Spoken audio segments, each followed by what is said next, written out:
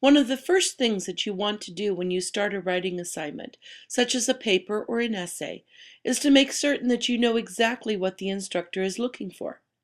You want to know what type of information they are expecting to find in your writing, how long it has to be, what it needs to physically look like, and whether there are any restrictions on the writing. Most instructors will give you written directions, but sometimes it isn't easy to figure out what they want. I will use the instructions for the essay phase of the professional portfolio project to help you understand how to make sure you are following the instructor's directions and getting the most points from a project, as well as to help you with this specific assignment. Like I said, many instructors will give you written directions. However, they may not put all the directions in one place. Some of the directions may be in their syllabus addendum, while others are on a separate sheet. Some may be only given orally in class. Another place to look is if the instructor provides you with a grading rubric.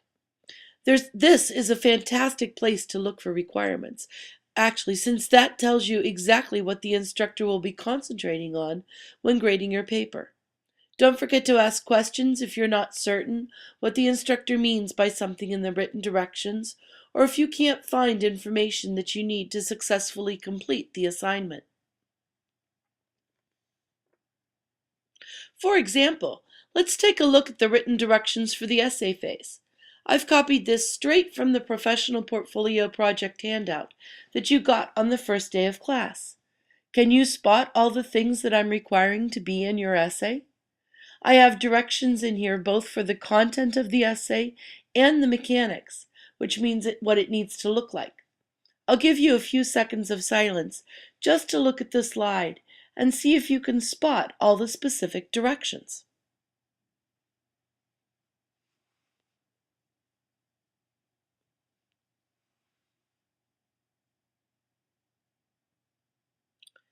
Okay, this is the same set of directions that you saw on the previous slide.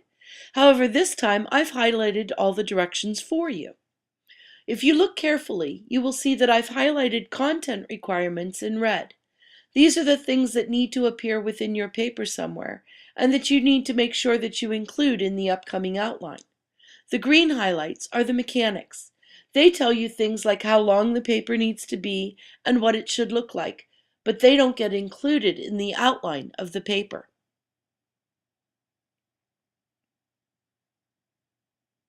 This is another place to look for requirements, the grading rubric. If you look back to the directions, you will notice that I even told you to check here for additional requirements right in the directions for this phase. Once again, I'll pause for a moment to see if you can spot the content requirements and the mechanics.